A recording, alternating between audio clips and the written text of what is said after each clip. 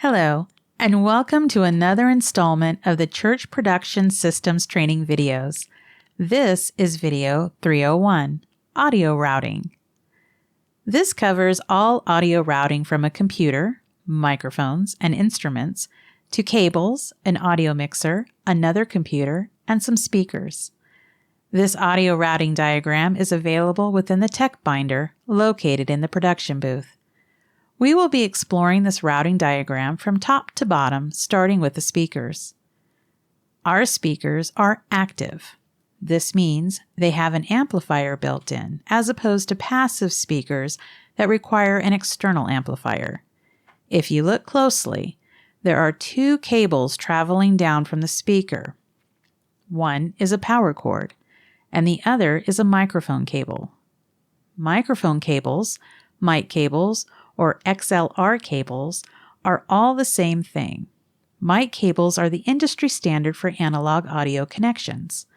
The reason for this is they provide a balanced audio signal and reduce interference that degrades the audio quality. The male end plugs into a socket on the speaker, and the female end plugs into the stage box. The male end, the side with the 3 pins, is always providing an audio signal. The female end, the side with the 3 sockets, on the other hand, is always receiving the audio signal. The signal can travel both directions. However, the implemented industry standards make it much easier to connect equipment together. The stage box is located under this cover near the rear of the stage. The cables connecting to the speakers travel under the stage. Our next section is microphones. These always connect with the standard microphone cable.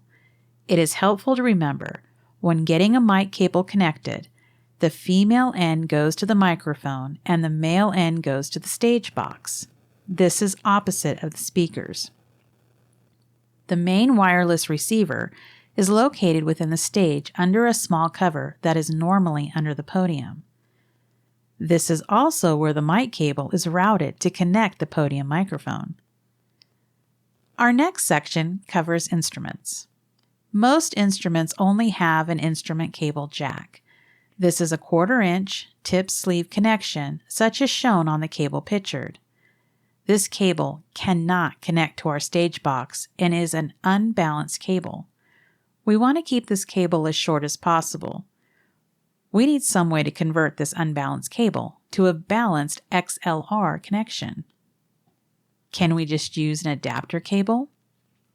No, this connection would be very noisy for various reasons.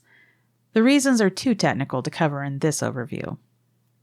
What we need is a direct box. These are all examples of direct boxes. Some are active, while most are passive. These direct boxes are also called DI boxes, or just DIs. The DIs convert the unbalanced signal to a balanced signal.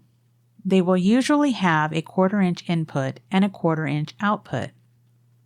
It is very important to connect the 1/4-inch cable from the instrument to the 1/4-inch input on the DI. The 1/4-inch output would typically be used to connect to an amplifier next to the instrument. We don't use the 1/4-inch output. The other connection we need to be aware of is the XLR output. This is where we plug in our mic cable to connect to our stage box. DIs will usually have some switches that control some of the conversion options. The 2 most common switches would be ground lift and line versus instrument. On some DIs, the line versus instrument may be labeled attenuation. Most instruments will output an instrument level. Line level is much greater than instrument level and needs to be attenuated, or clipping and distortion will occur. If we have a hum when an instrument is connected, the ground switch is intended to eliminate this noise. If we follow this example, our instrument, a guitar, connects to a 1/4-inch instrument cable. The unbalanced 1/4-inch cable connects to the input of a direct box. The direct box converts the signal and connects to the female end of a microphone cable. The male end of that microphone cable connects to our stage box. Specifically, Input 2, which we have labeled Guitar. This is what it looks like when you pull up the cover hiding the stage box. You'll notice there is the stage box as well as an electrical outlet, a wireless mic receiver, and a spare vocal mic. The vocal mic is touching the wireless receiver, but they are not related or connected in any way. This is where we store vocal mics when not in use. As a side note, spare cables are stored in the closet and wireless mic units are stored in the AV cabinet drawer. So what is a stage box, you ask? Basically, it's only an extension cord, or many extension cords bundled together. Technically, the entire thing is called a snake or stage snake. Only the box at the stage is called a stage box. Our stage snake looks very similar to the center picture. There is a stage box connected to a 50 to 100 foot long extension cord, with XLR connectors on the other end. If you look closely at the stage box on the right, you can see 1 through 8 on the face are female jacks, which we call inputs or sends, and 1 through 4 on top are male jacks, which we would call outputs or returns. Our stage snake is considered a 16 by 4, meaning it has 16 sends and 4 returns. Here we see the other end of the snake connected to our UI24R digital mixer. Every send is connected to the corresponding input on the mixer, 1 to 1, 2 to 2, 3 to 3, and so on until we get to 16 to 16. The returns are connected the same way. 1A is connected to the left speaker output, 2B is connected to the right speaker output, 3C is connected to the auxiliary 1 output, and 4D is connected to auxiliary 2 output. The stage snake only acts as an extension cord for our mixer.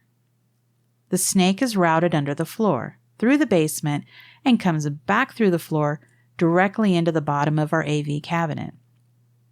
It is routed through the cabinet and plugs into our mixer as seen here. There are 3 other cables you can see on the front of the mixer. The top left is a headphone cable, the lower right corner is a USB cable, and the hard to see red and white connectors are the ends of an RCA cable. The headphone cable connects to our headphones for monitoring audio. The RCA cable has an 1/8-inch headphone plug on the other end and connects to the GFC PowerPoint computer. This is where audio comes from if we play a video or other related content with sound. The USB cable connects to the GFC streaming computer to capture audio that is used in recording, podcast, and live streams. An advanced feature also allows us to play multi-track recordings from a DAW or digital audio workstation back through our UI24R mixer.